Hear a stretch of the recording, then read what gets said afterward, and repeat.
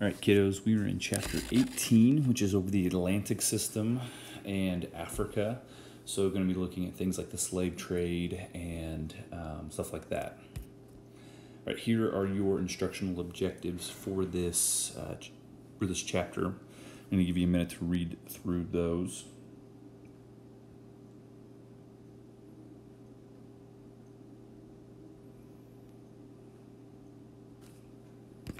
All right, let's get started. All right, so first we're going to be looking at plantations in the West Indies. Going to look at colonization before 1650, products, things like that. So Spanish settlers introduced sugarcane cultivation into the West Indies shortly after 1500, but did not do much else toward the further development of the islands. After 1600, the French and the English developed colonies based on tobacco cultivation. Tobacco consumption became popular in England in the early 1600s. Tobacco production in the West Indies was stimulated by two new developments. One, the formation of chartered companies and the availability of cheap labor in the form of European indentured servants. So one is the formation of chartered companies, and two, the availability of cheap labor because of indentured servants. In the mid 1600s, competition from milder Virginia tobacco and the expulsion of experienced Dutch sugar producers from Brazil combined to bring the West Indian economies from tobacco to sugar production. The Portuguese had introduced sugarcane cultivation to Brazil, and the Dutch West India Company, chartered to bring the Dutch wars against Spain to the New World, had taken control of the large portion of Brazilian sugar-producing region. Over a 15-year period, the Dutch improved the efficiency of the Brazilian sugar industry and brought slaves from Elmina and Luanda, also seized from Portugal, to Brazil and the West Indies. When Portugal reconquered Brazil in 1654, the Dutch sugar planters brought the Brazilian system to the French and English Caribbean islands. And so now let's move to sugar and slaves. Between 1640 and the 1680s, colonies like Guadeloupe, Martinique, and particularly Barbados made the transition from tobacco economy to a sugar economy. In the process of doing so, their demand for labor caused a sharp and significant increase in the volume of the Atlantic slave trade. The shift from European indentured servants to enslaved African labor was caused by a number of factors. These factors included a decline in the number of Europeans willing to indenture themselves to the West Indies, and a rise in sugar prices that made planters more able to invest in slaves. Now let's move to plantation life in the 18th century. I'm going to be particularly first looking at technology and the environment. Sugar plantations both grew sugar cane and processed the sugar into sugar crystals, molasses, and rum. The technology for growing and harvesting cane was simple, but the machinery required for processing these things like rollers, copper kettles, and so on was more complicated and expensive. The expenses of sugar production led planters to seek economies of scale by running large plantations. Sugar production damaged the environment by causing soil exhaustion and deforestation. Repeated cultivation of sugar cane exhausted the soil of the plantations and led the planters to open new fields, thus accelerating the deforestation that had begun under the Spanish. European colonization led to the introduction of European and African plants and animals that crowded out indigenous species. Colonization also pushed indigenous peoples to extinction. Now let's move to slaves' lives. West Indian society consisted of a wealthy land-owning plantocracy, their many slaves, and then few people in between. So it was really focused on those two groups. A plantation had to extract as much labor as possible from its slaves to turn a profit. Slaves were organized into gangs for field work, while those male slaves not doing field work were engaged in specialized tasks. Slaves were rewarded for good work and punished harshly for failure to meet their production quotas or any form of resistance. On Sundays, slaves cultivated their own food crops and did other chores. They had very little rest and relaxation. They had no education and little time for or opportunity for a family life. Disease, harsh working conditions, and dangerous mill machinery all contributed to the short life expectancy of slaves in the Caribbean. The high mortality rate added to the volume of the Atlantic slave trade and meant that the majority of slaves of West Indian plantations were born in Africa. Slaves frequently ran away and occasionally staged violent rebellions, such as that led by a slave named Tacky in Jamaica in 1760. I would look that up and be a great example if you have a question that could relate to this on your test. European planters sought to prevent rebellions by curtailing African cultural traditions, religions, and languages. You also had a lot of people that mixed those communities together, so they couldn't have one set way or language to organize revolts and things like that. So now let's look at free whites and free blacks. In St. Dominique, there were three groups of free people. There was the wealthy great whites, the less well-off little whites, and the free blacks. In the British colonies, where sugar almost completely dominated the economy, there were very few free small landowners, white or black. Only a very wealthy man could afford the capital to invest in the land, machinery, and slaves that were needed to establish a sugar plantation. West Indian planters were very wealthy and translated their wealth into political power, controlling the colonial assemblies and even gaining a number of seats in the British Parliament at home. Slave owners who fathered children by female slaves often gave both mother and child their freedom.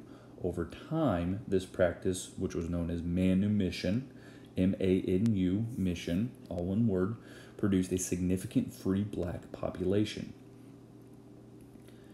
The largest group of freed slaves in the French, Spanish, and Portuguese colonies came from self-purchase.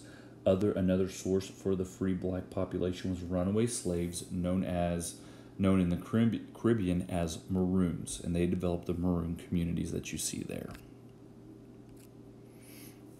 All right, so this is showing you the transatlantic slave trade from about a 300-year time period. As you can see, it dramatically increases before it decreases, leading up into where a number of countries started outlawing the slave trade. Great Britain was right there first, and then the United States. We eventually came out during the Civil War. All right, so creating the Atlantic economy, and then talking about capitalism and mercantilism.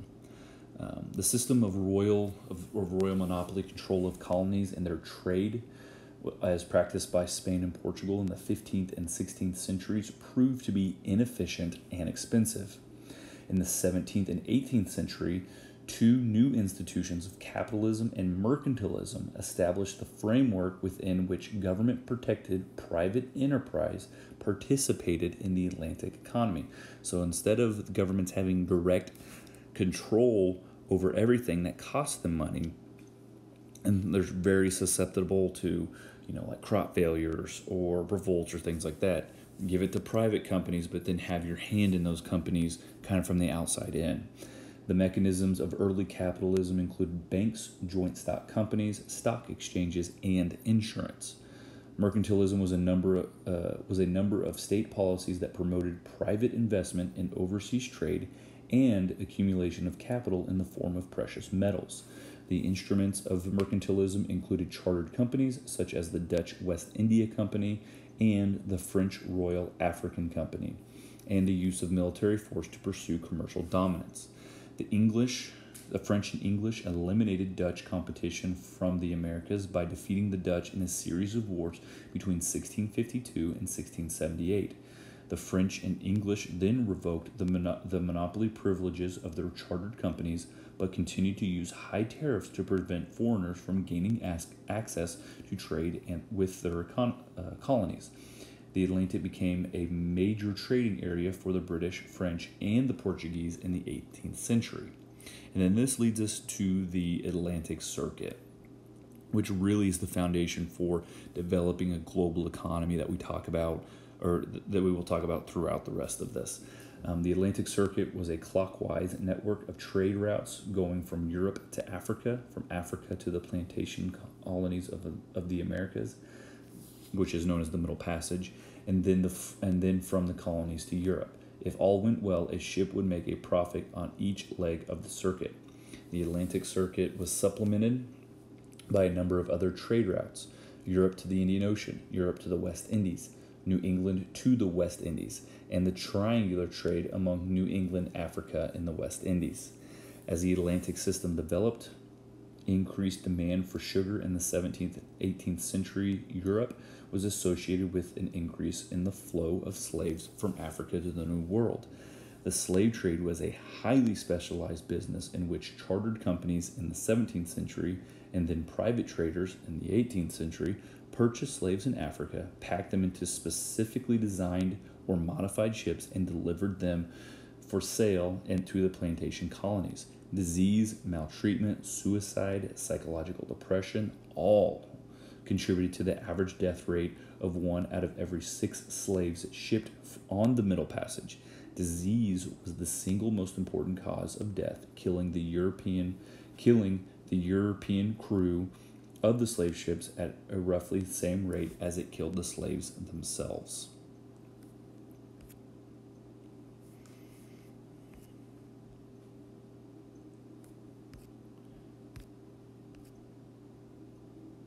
Great image showing you guys how not just how they were treated, slaves were treated, but like look at who's doing the actual beating here.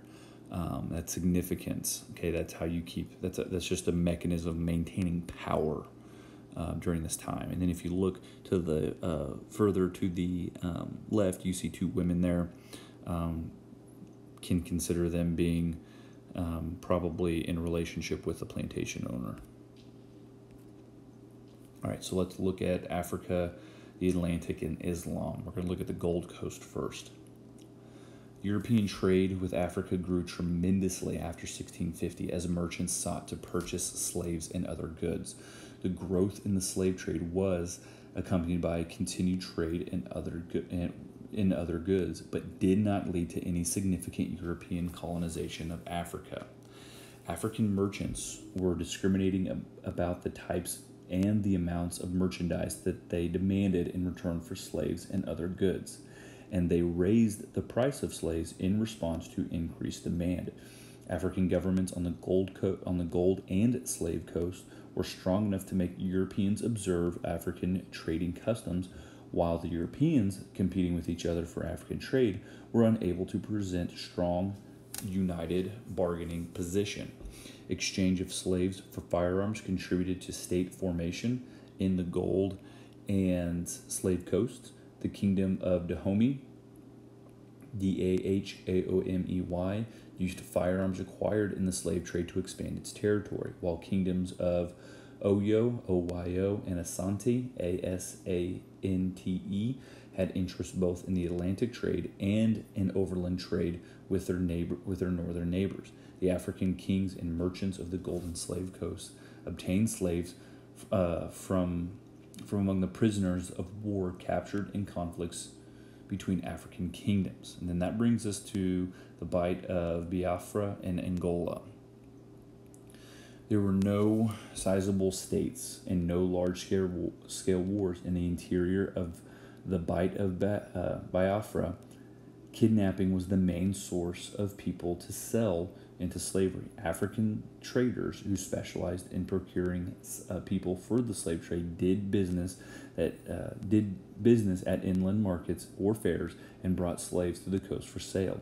In the Portuguese-held territory of Angola, Afro-Portuguese caravan merchants brought trade goods to the interior and exchanged them for slaves, whom they transported to the Gold Coast for sale to Portuguese middlemen, who then sold the slaves to slave dealers for shipment to Brazil. Many of these slaves were prisoners of war, a byproduct generated by the wars of territorial expansion fought by the Federation of Lunda Kingdoms, Lunda kingdoms. Enslavement has been linked to the environmental crisis in the interior of Angola. Droughts forced refugees to flee to kingdoms in better watered areas, where the kings traded the grown male refugees to slave dealers in exchange for Indian textiles and European goods that they then used to cement old alliances, attract new followers, and build a stronger, larger state. Although the organization of the Atlantic trade varied from place to place, it was always based on a partnership between European traders and few African political and merchant elites who benefited from the trade, while many more Africans suffered from it. And then that brings us down to the Africa's European and Islamic contacts. In the centuries between 1550 and 1800, Europeans built a growing trade with Africa but did not acquire much African territory. The only significant European colonies were those on islands, the Portuguese in Angola and the Dutch Cape Colony, which was tied to the Indian Ocean trade rather than the Atlantic trade. Muslim territorial dominance was much more significant, with the Ottoman Empire controlling all of North Africa except Morocco, and with Muslims taking large amounts of territory from Ethiopia. In the 1580s, Morocco attacked the sub-Saharan Muslim kingdom of Songhai, Songhai, occupying the area for the next 2 centuries and causing the bulk of the trans-Saharan trade to shift from Western Sudan to Central Sudan. The trans-Saharan slave trade was smaller in volume than the Atlantic slave trade and supplied slaves for personal slave army of the Moroccan rulers, as well as slaves for sugar plantation labor, servants, and artisans. The majority of slaves transported across the Saharan were women destined for service as concubines or servants and children, including eunuchs, meant for service as harem guards. The Muslims had no moral objection to owning or trading the enslaved, but religious law forbade the enslavement of fellow Muslims. Even so, some Muslim states south of the Sahara did enslave African Muslims. Muslim cultural influences south of the Sahara were much stronger than the European cultural influences. Islam and the Arabic language spread more rapidly than Christianity and English, which were largely confined to coastal trading centers.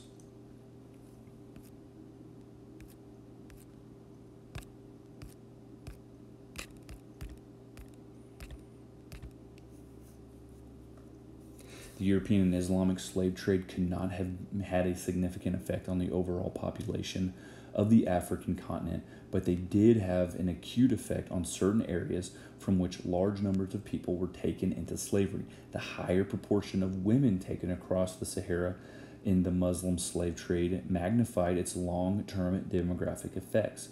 The volume of trade goods imported into sub-Saharan Africa was not large enough to have any significant effect on the livelihood or traditional African artisans. Both African and European merchants benefited from this trade, but Europeans directed the Atlantic system and derived greater benefit from it than the African merchants did. This is a great map showing you guys the Atlantic economy, just how extensive it was, what went where, how did it get there, where did it come from, all of those things. This is one of the most common models, if you will, of the slave ships. You see the slaves packed in there. This is the model of the slave ship Brooks, used by William Wilberforce.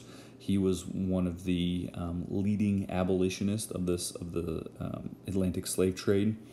He was doing it before it was ever popular. Here's the African slave trade and just who went where, the numbers and things like that. If you noticed, I know we focus with it being in the U.S. with U.S. history, how we had extensive slave labor in the South, but in terms of the overall slave trade, we are very minimal in terms of where slaves went. But then what's also interesting too is the amount of slaves that you see in Africa and where they went. Here are some of the African kingdoms we were talking about. So the kingdom of Songhai, kingdom of Kanem, Borno, Roslyn, you see major battles here. Luanda, Angola. Traders approaching Timbuktu. Now, in conclusion, we're going to look at economic and cultural conclusion and kind of like how they set up here. So we're going to kind of wrap things up. So in conclusion, economically, 1, European powers colonized the Caribbean islands, which were transformed under capitalism. 2, the British switched from indentured servitude to slavery very quickly in the Caribbean because of their capitalist ventures. 3, France also was also able to profit quickly through state monopolies and state-sanctioned companies. 4, the Dutch was more successful at transporting slaves and sugar technology than colonization. And 5, Spain's introduction of slaves and sugar to the Caribbean did not translate into the most success among European powers, except for the island of Cuba.